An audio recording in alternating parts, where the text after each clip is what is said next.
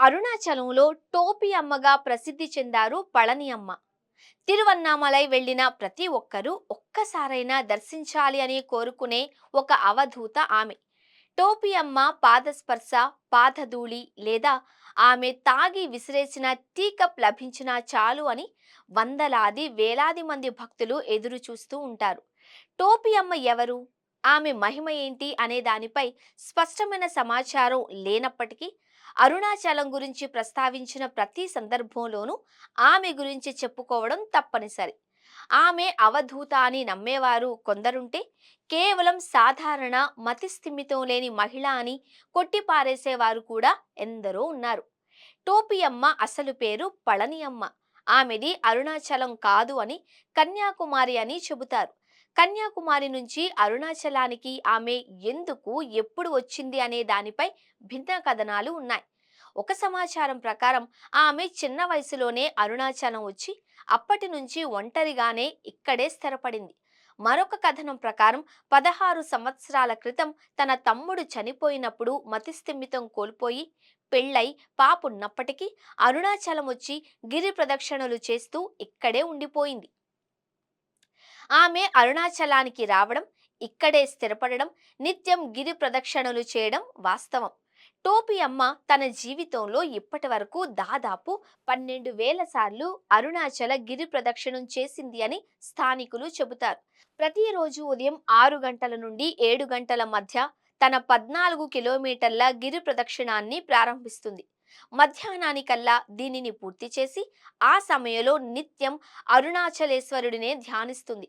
ఆకలి వేసినప్పుడు చుట్టుపక్కల హోటళ్లకు వెళ్ళగా హోటల్ యజమానులు ఆమెకు ఇష్టమైన ఆహారాన్ని అందిస్తారు.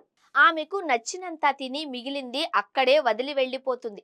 భక్తులు ఆమె చూపు పడితే పాదధూళి దొరికినా చాలు అనుకొని ఆమెకు డబ్బులు, ఆహారం, పానీయాలు అందిస్తూ ఉంటారు. ఆమె కోపంతో కొట్టినా తిట్టినా తమకు అదృష్టంగా భావిస్తారు. అయితే భక్తుల అధిక తాకిడి వల్ల ఆమె చాలా ఇబ్బంది పడుతున్నారు అని స్థానికులు చెబుతారు. టోపియమ్మ ప్రాచుర్యానికి ఒక సంఘటన కారణమని చెబుతారు. సుమారు 15-16 సంవత్సరాల క్రితం మణిమారన్ అనే వ్యక్తి మూత్రపిండాలలో రాళ్లతో బాధపడుతూ ఉండగా టోపియమ్మ స్పర్శతో తన సమస్య దూరమైంది అని చెప్పాడు. అప్పటి నుంచి మణిమారన్ ఆమెకు సన్నిహితుడయ్యాడు.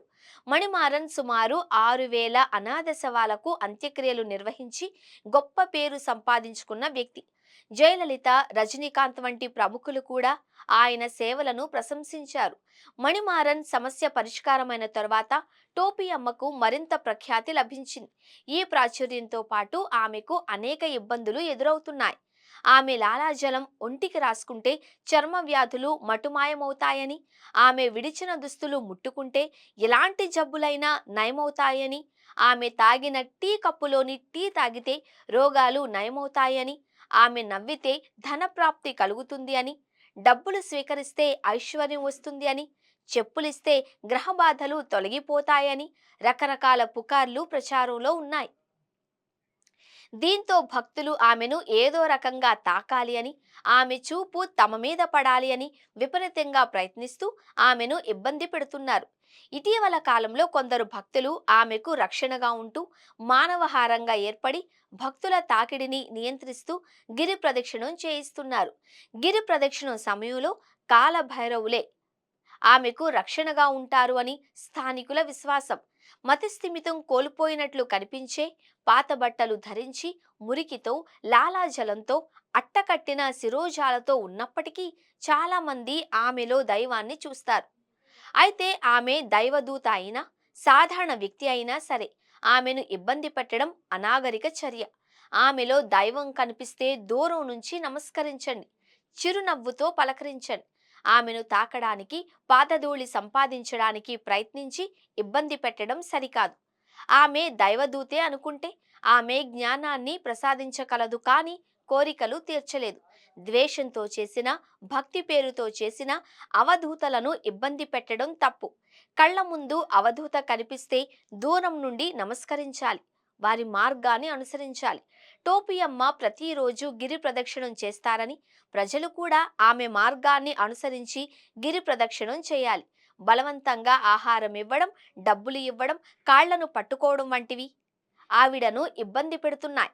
ఇవి పాపపు పనులు. ప్రకృతి అలాంటి వాటికి ఖచ్చితంగా బుద్ధి చెబుతుంది అని పండితులు చెబుతున్నారు.